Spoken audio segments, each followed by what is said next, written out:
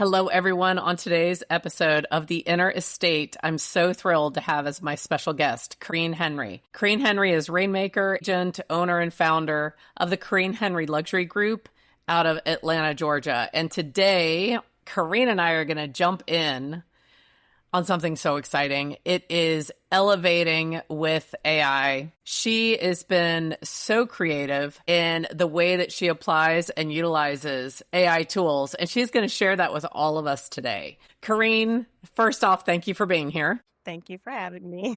And I am going to throw this to you. I loved your phrasing of elevating with AI. Would you sort of just share with everyone what that means to you and give us an overview of how you're using AI? Just jump straight in. Let us know how we could elevate with AI. That means to me is just kind of upping my game with AI. I'm doing everything with AI. It makes it faster. It makes it just more cohesive. I don't have to think through a lot of things like I would before, making sure there are no typos, making sure there's no grammar, because I'm very in tune with that. So I was always double checking and triple checking. So it saves a lot of time for me to just kind of throw it into ChatGPT or Gemini and have it fix it all and be on to the next project or on to the next thing. Use it for flyers. I pretty much everything that I need to do fast that I can use AI for. It's so many things that I just kind of think of off the whim, and I just kind of put it in AI and see which platform works best.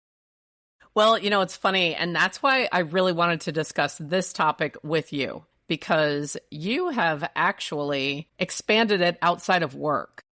Yes. You are using AI in almost every area of your life, right? Right. And without giving away too much, I feel like you have taken this beyond. So here's what I think a lot of people are doing right now. They're like, oh, I want this email to sound better, or, oh, I need help making that agenda for the meeting. Let me open AI and I'll just ask it to make an agenda for a meeting. You've taken it well beyond that type of usage. Yes. And you're using it at work and you're using it at home. So can you share, well, A, B, you're training your AI? Yes. So I'm going to let you pick what do you think is the most impactful, but go ahead and start sharing a little bit more about how you're doing all of that. The most impactful for me was teaching AI everything about me. So especially ChatGPT, my initial thing was I'm always telling it about myself, what I do, where I live, everything about me that is pretty much all online anyway, but everything that it needs to know to help me function. So when it rewrites something, I say, hey, I need a bio for this event real quick. And I tell it what type of event it is. ChatGPT knows, okay, everything about me. Let me rewrite a bio to cater to this particular event. But that just came from over time, me teaching Chat all about me. The same thing with Gemini, just kind of teaching it how I would like to respond, who I'm catering to when I respond, just to make sure that everything is kind of cohesive across the board with ChatGPT and Gemini. Now, you actually took some specific steps to teach your AI about you. Could you share a little bit about how you did that and really get into some specifics? Because I know there's people listening right now that are like, well, yeah, I want to do that, but how do I do it? So walk them through what you did so that your ChatGPT, your Gemini would know you specifically. So I would I say, hey, my name is Kereen Henry. I am an associate broker at Keller Williams out of Atlanta, Georgia. I am originally from Canada. I'll tell it, hey, I told it I wasn't married. I live in Midtown. I say, let's see. I talk about Instagram. I'll tell it how many followers I have on Instagram and on Facebook. Just all of this just to gather data, how I got into real estate. I started off as an investor and then I transitioned into just working with buyers and sellers. And now I do have a lot of luxury clients. However, I work all price points. I always try to throw that in there as well. Right. Write something for me that's just catered to luxury. I tell it my target areas that I like to work. So when I spit stuff out, it tells my target areas that I like to work in. I also have an athletic club, so I'll feed in stuff like that about me liking to stay active and social. Right. And so it'll also throw in there sometimes, in her times off, she likes to golf over at, Bear's Best, because I'll tell it that, I like right. favorite golf course is Bears Best, and I love tournaments out there. Just anything that I could think of that in the future, and it saves it. It says memory saved. It does. Later Yeah. on, I ask it something, and with everything that I've given them, it rewrites it and sends it out to me. When you're doing that exercise, are you using the speech tool? So are you hitting the microphone and speaking into the AI, or are you typing it? I'm speaking it. Mm-hmm. Much I faster. do too. Yeah. So it's way faster than kind of talking into it. Now it can just kind of spit something out because it knows how I would like it, but I'm pretty much speaking it because it's faster. Well, and one of the reasons that I like to speak with my AI as well is it will sound just like you faster. Mm-hmm. Because it will pick up on the nuances of how you speak. Yes. And then there are other times, if I'm depending on who I'm messaging, I'll say, make it sound more like me. And then Yes. I'll rewrite it to make it sound more like me. Right, right. Did you add in anything like your favorite movies, your favorite music, your favorite songs? Did you add in anything like that? No, I didn't. That's a good idea, but I did not. I did do that. So once I put in huge fan of Monty Python. I even told it some of my favorite Monty Python quotes and movies, similar with Anchorman. And so I've noticed after I added in some of my favorite lyrics, music, bands, and movies, maybe it's my mind perceiving something that's not there, but I feel like now it sounds even more like me. So you might want to do that and play around with that too. Yeah. So... So now my sister was like, great. Now I have to hear that Anchorman quote again, not just from you, but also from your AI. I was like, yes, that's true. You're just going to have to deal with it. So I think that taking the time to do that, as you said, it makes everything faster and in your voice and in your style and in your tonality. And then as you mentioned, if you know this is going to a target audience, like if you were being invited to the event, it's the event bio and you would let them know the target audience so they know what to focus on and how to make that sound. I would love it if you would share, because you've done a couple of things that I thought were so creative with your AI. Could you share a couple of the things that you've used it for that are a little bit surprising? I now use it for all my marketing, emails and text, but here's what I will say. I have now trained my AI to market like Ryan Serhant. Nice. Very good. So when there you go. I'll be like, make it sound like Ryan Serhant. I want all of my marketing materials to sound like Ryan Serhant. Speak like him. Mm-hmm. So it will now throw something out, and at the end it will say, just like Serhant, the Serhant style, or, to make it sound right. like. So there's that I've used. The other day I wanted some new makeup, and I was like, I want to know what the top makeup companies or that I should use for oily skin. And I put in there that I had oily skin. I put my complexion. I don't know. I said I put that I do a lot of transference because I'm always touching my face and touching my clothes. I want to make sure that it doesn't transfer. And that it just told me to make sure I got a setting spray because I wasn't using a setting spray before. But when I went in and I spoke with the lady at Sephora, I had a whole list that, ChatGPT had told me. And from the foundation down, everything it told me to get, I've been using it and I love it. That's amazing. So that is one of the ones, because I didn't prep you on what we were going to discuss. And that is one of the creative ways that I thought was really outside of the box to use it, is that you did a whole makeup consultation with it and that you love everything that it recommended. Well, initially they gave me this dewy watermelon thing that I purchased. And it was oily. And so then I tried it and I was like, this is oily. It's making I came into the office and one of my coworkers was like, your face looks oily. I was like, really? And then so I went back to ChatGPT. I said, here's all the items you told me to buy. And now my face is oily. And then it pointed out that one item and told me to switch it out. So I went back and switched out to the new item and said to get. And now Excellent. When I think about work you and I have done together in terms of building your business and really honing in on making that client experience with both sellers and buyers, but really we were focused predominantly on sellers when I'm thinking about this particular exercise. We were talking about how prior to a listing appointment, you can use your AI to prepare for that listing appointment and really customize it to that client. And when we talked about it in particular, just one thing I want to share, we talked about how if you know the competition in the area, you can actually talk to chat and say, how would my brokerage compare with the other brokerages for this particular listing? And you can use it to find like ways that you might want to either mentally prepare or be prepared to handle that objection prior to going to the meeting. So have you had a chance to play around with the AI in preparing for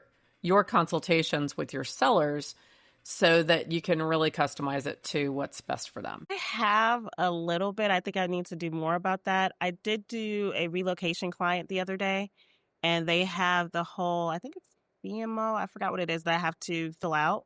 Mm-hmm. And it was asking a bunch of questions about the area, the community, and all of that. So what I did was I put that now into ChatGPT with all of the questions that they asked me. So now I can put in there, hey, this area, this address, give me a list of things, and it will provide all of that data about that community and everything around it for whatever house I'm going to. That's awesome.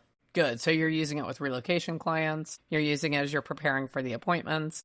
Yes.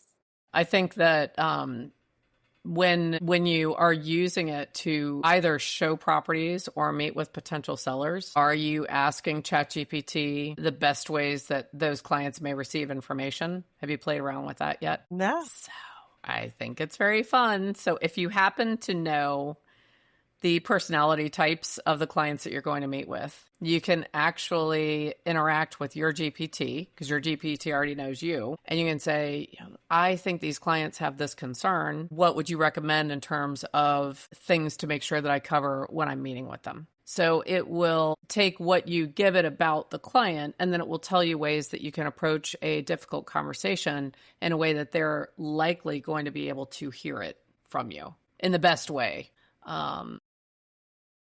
Okay. Yeah, that's a great idea. Yes, I have several clients that are doing that right now. And one of the things they'll do, so we know that not always, but a lot of times certain career paths are indicative of certain personality types. Mm-hmm. Nearly all CPAs are highly analytical, right? So there's certain areas where that can be part of it. So if you just do a deep dive, as deep as you're able, with your clients prior to meeting them and share what you know about your clients with AI. Ask AI. You know what I do before I meet with a client? I say, because I always talk to mine too. So I will just say, tell me everything you know about Betty Lou Bick Bick in Sun Valley, Idaho. And I'll just see what it brings up. And it will let me know, everything that it can find about the person I'm going to be meeting with. And I think that will allow you to feel more confident in your preparation work as you're meeting with these clients. And it will allow you to make them feel more comfortable more quickly. That is a great tool. I never thought about that. And what's odd is I did have an assistant a while back that I would have do research on the clients prior to meeting with them, find their Facebook pages, see whatever it is I can find. Right. So that I can meet them, because it was that book that I had read that talked about hotel experience. Yes. Is it the Ritz-Carlton one? Yes. Yes. And how they know your name, they know you, they know things that you'll like before you even get there. And it's because of them doing their research prior to. Right. So that is now you can do it with your chat. Did you name your chat? No. I haven't either. I've been thinking, but what am I going to call it? It's very funny. Apparently, if you ask it what its name is, it will actually do a back and forth with you, and it will name itself based on your conversation. So one of my clients just did that about 2 weeks ago, and their AI named itself Sage after their conversation. You know me, I'm a high D. I was like, I will name the chat GPT. So I'm already thinking, I like Fergus, but Fergus is my robot vacuum. So I'm going to have to start thinking about what I'll name my chat. I don't know. I think as a child, I named everything John John. I was talking about that the other day. All the fish, the pets, everything was named John John. Then I got older. I think I named everything Kate. My car name is Kate. Everything is Kate. That is funny. So now my RV is named Prudence. So, but yeah, so jumping back to the topic at hand is there any other way that you are using it that anyone who might be listening to us, anyone who encountered our podcast and they're listening to our conversation. Hopefully they're enjoying a cup of coffee and they feel like they're right here with us. What other things do you think they could do with AI that may have an impact just on how they're operating every day? Is it just with ChatGPT, or could it be other platforms? Well, it could be other ones. That's why I keep trying to remind myself to say AI in general. So it could be others for sure. Yes, I use Productive AI quite a bit. It's kind of off and on, but I use Productive AI, and it is actually an app that's attached to my phone. And it's about $19 a month. And when you call, it says, Kereen Henry Luxury Group, what have you, and this call is being recorded. So it records the call and then puts everything in my CRM. It's attached to my CRM. So if it's a client, I can choose to turn off the recording or keep it on, and it'll record the whole conversation. It's linked to Command. So it knows the phone number to know where to log the notes from that call. So I don't have to kind of go back and think about it. If I don't use that, or if they call, some people have my personal phone number. Once I get off the phone, I'll pretty much speak it into notes and then put it in ChatGPT and say, write this for my CRM. And then when I get to the office or something, I'll just copy and paste it into the CRM. And your CRM you're using as Command, which is the Keller Williams CRM, right? Yes. Yeah, great. And you're with, remind me again, it's Keller Williams Atlanta Partners. Yes. Okay, excellent. In Tucker. Okay. So that is really a time saver, especially for agents that are, say, solo agents or a smaller team, to be able to have that type of assistance in logging those inbound calls. That's fantastic. Have you had anyone push back or have any questions around it? You asking if I had anyone question the call? No, I have two phones. So it's not on my personal phone. It's on my business phone. So if you're calling that phone, then you know me, professionally. So, that's really what it is at that particular point. If we move to a point where it's a private conversation, I can either turn it off, or you're someone that has my personal number to call me privately. Nice. Been having two phones for a long time. So if they're calling that number, it's a business relationship. Excellent. Are you using AI to prioritize any tasks, or using it for any type of scheduling input? I don't know. I've been trying to get it to build my schedule, but it keeps me on a tight rope. I said, okay, I want to make sure I time block this amount of hours. I want to make sure that I work out.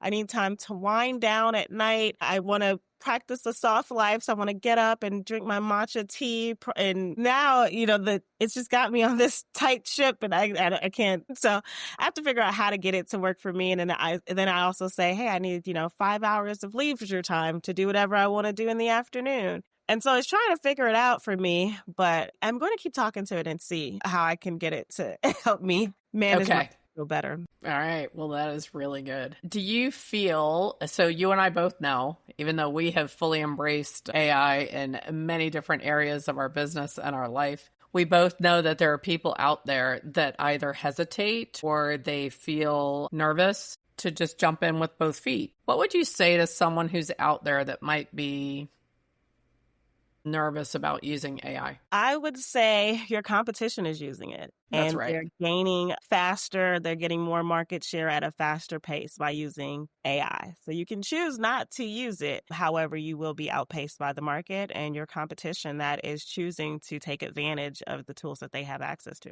Right. What would you say to someone if they told you they were concerned that AI is going to take over humanity, if it's going to become out of control? What would you say to them? I would say you as one person not using it isn't going to change it. It won't stop it. There's things that we can control and there's things that we can't. I'm a type D personality as well. I see things in black and white, and regardless if we don't use it or, this one person not using it isn't going to change the trajectory of AI. Correct. Yeah. Someone notify Sarah Connor, because it's happening right now. It's happening. What you brought up about competition is critical. And I don't see that it is going to replace humans, but I do think, as you said, the companies, the teams, the service providers that lean into it to create efficiency and add more humanity back into the experience, because you're able to process so much and prepare in such a way that you're improving the overall experience for your client, regardless of what industry you're in. So I would say, as you have said, lean into it. Lean into it. It is here. The cat is not going back in the bag. It is, what else could we say? The train has left the station. Yes. Right? Like this is, the baby has been born. It's not going back, right? So just lean in on it. And one other thought that I have in this area is I do feel if you allow AI in its various forms to take care of more of the research, grindy type work, assessing, and then you come in and you're still taking the time to review what it has found and created. And then you're able to spend more time in relationships and face-to-face with people and having meaningful connections or networking or even sharing and teaching and presenting. Because I do know you present, you're often invited to be a guest speaker at different events for different industries. Using AI is actually going to allow the human to do more of the human things because less of their time will be spent doing the solo research things where you're not engaging. You'll be able to be more engaging because you're allowing the efficiencies of the AI to make you even better. What do you think about that? I agree. It gives me so much time back. I think that my personality, I'm very social, but then I also love doing admin work. I come from a corporate background. So I'm comfortable just being in the office doing this admin work. When I need to be out in my profession, socializing and networking and talking to people instead of just being in the office for 8 hours a day. Right. So now AI has cut that time, in half to where things are just getting done faster. A lot of things are automated.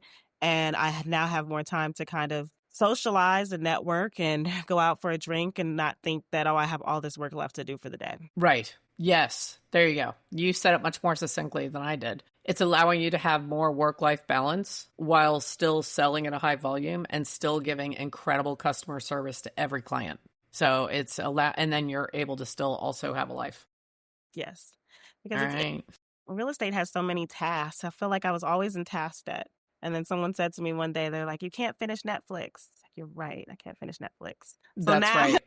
You can't finish Netflix. Right. So now I'm just consistently trying to finish the important tasks and then kind of go on with my life that in having AI help, I'm getting much more done, getting closer to finishing Netflix. We'll never finish Netflix, but getting closer to finishing majority of my tasks. But there's a lot of things that I just think of, or ChatGPT might give me an idea of, I'll ask it, what are 10 things I could be doing better for my business? This is what I'm doing for sellers. That's right. For buyers. I have it all written down. I have like a real estate Bible is what I call it.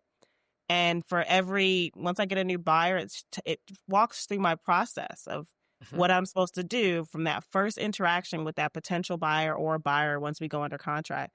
And so I've put that in ChatGPT. How can I make this better? What should I add to this?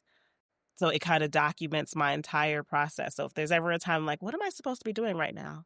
I'll go back to that and know what my next tasks are. That's awesome. And you bring up a good point in our industry, because our chosen industry is real estate. So often agents struggle with creating systems, checklists, and processes that gives a good core, here's what we do for every client, with some variations depending on, is it a niche property? Is it waterfront? Is it a horse property? But the core elements that would apply to everything, having that system created. And I think you're actually onto something. If someone is struggling with having systems, they could literally create the skeleton of a system for each area of their real estate business. They could do one a week for the next 12 weeks. And by the end of summer, boom, like how amazing would that be? Well, I know you and I could talk about this for a long time. I do want to share one example from one of my other clients. They're not car people. Now, I love cars. I think you know that. So I could go car shopping and deliberate that and enjoy it. They do not.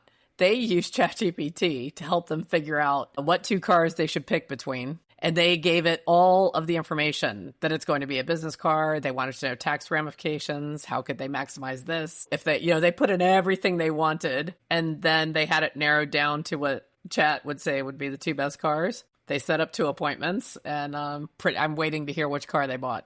But just so, like you have done, if you're trying to figure something out, go to your go to your AI and see what it says. And it's so much more efficient than Google because it's pulling from Google. It's pulling from Right. everywhere to get Right. you all the information just faster as opposed to going to Google and I got to click all these different places and read through all of this. It's gathering all the information for you and bringing it in one place. So I like that for the car, though. I'm not buying a car anytime soon, but when I do. Next time you do, you will definitely do that, right?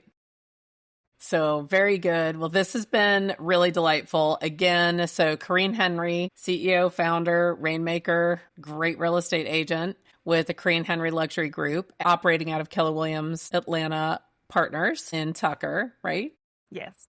If someone wanted to reach out to you, what's your preferred method of communication? They can reach me on my website is www.kereenhenry.com. That's KereenHenry.com, or on Instagram at Kereen Henry. Again, all E's Henry, or my phone number is 4. Now, when they call that number, are they going to get to interact with your virtual receptionist? Yes. Excellent. So say that number one more time, because I think some people are going to want to reach out. Yes. Excellent. So anyone, if you have any real estate needs in that Atlanta area, make sure you reach out for Kereen. Kereen, thank you so much. And I just really appreciate you being here and sharing everything that you've done recently, incorporating AI into elevating your life. So thank you for sharing that. Definitely. Thank you so much for having me.